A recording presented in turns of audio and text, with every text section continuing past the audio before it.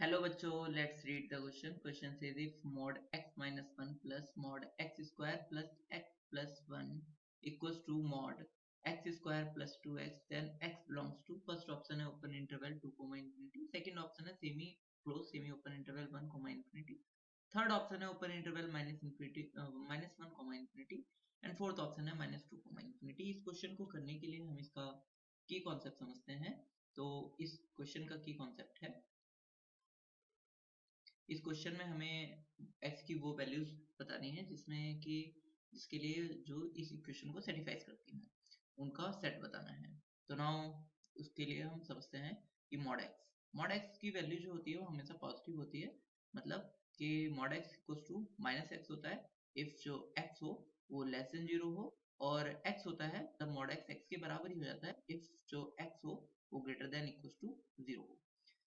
अब हमें इस क्वेश्चन में जो बताना है वो इस इक्वेशन को सेटिस्फाई करने वाले x की वैल्यूज बतानी है. तो इस क्वेश्चन को सॉल्व करने के लिए हम क्या करते हैं, जितने भी मोड हैं उनको क्लियर करके लिख लेते हैं, मतलब उन्हें इंटरवल में तोड़ लेते हैं. तो mod x minus 1 equals to क्या होगा, वो होगा minus x minus 1 if x less than 1.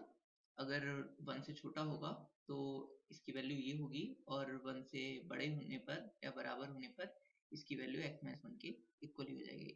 x is greater than equal to 1. इसी तरीके से x square plus x plus 1, ये इसकी वैल्यू क्या, इसकी मॉड की वैल्यू क्या आएगी. तो इसको चेक करने के लिए सबसे पहले हम डी की वैल्यू निकाल लेते हैं, जो कि होता है बी स्क्वायर माइनस 4ac. तो बी स्क्वायर माइनस 4ac की वैल्यू क्या आएगी.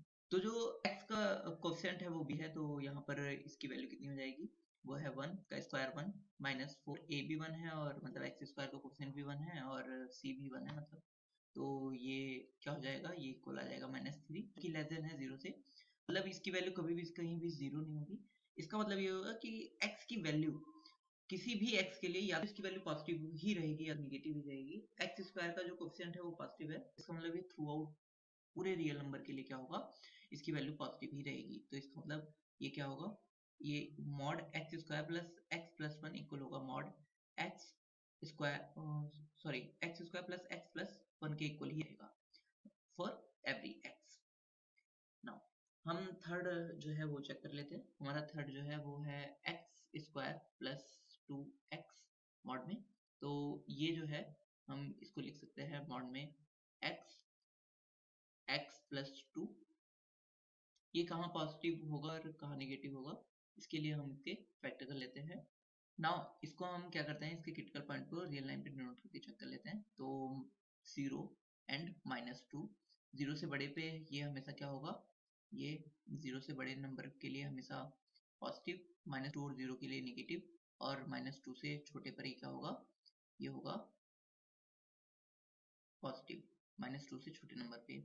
तो यहाँ पर मैं ये लिख सकता हूँ कि ये जो है वो इक्वल होगा एक्स स्क्वायर प्लस 2x के ही व्हेन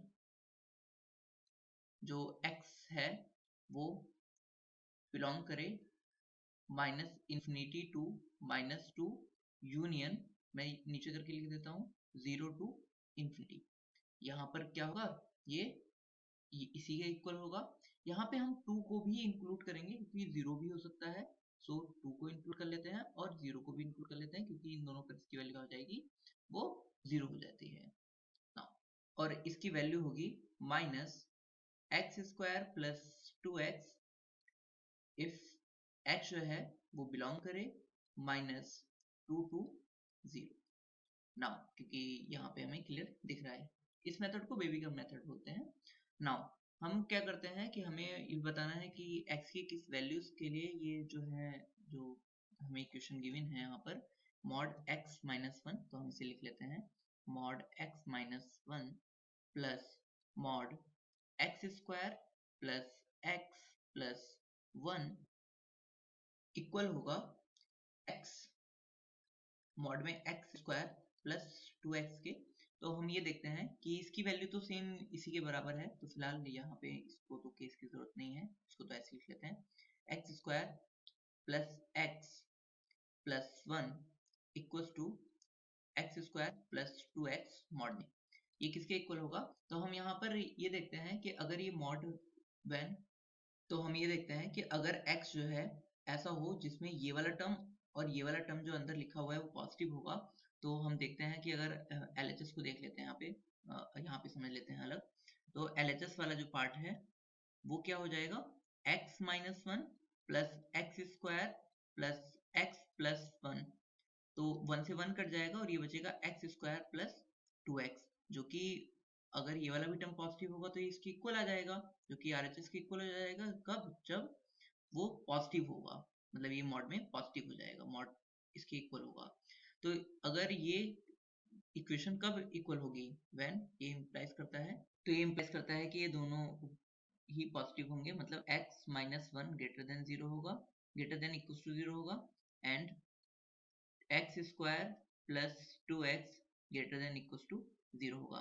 इसके लिए क्या करेंगे? इसका ये greater than equal to zero कब होगा? जब x बिलोंग करेगा, यहाँ पर हमने देखा कि ये जब x जो है वो बिलोंग करेगा वन टू इंफिनिटी में, वन भी इंक्लूड है क्योंकि ये इक्वेशन को सेटिस्फाई करेगा। एंड ये यहाँ पे हमने ऊपर लिख रखा है, ये ग्रेटर देन जीरो कब होता है? जब x जो है वो बिलोंग करता है minus infinity comma minus two union zero comma infinity.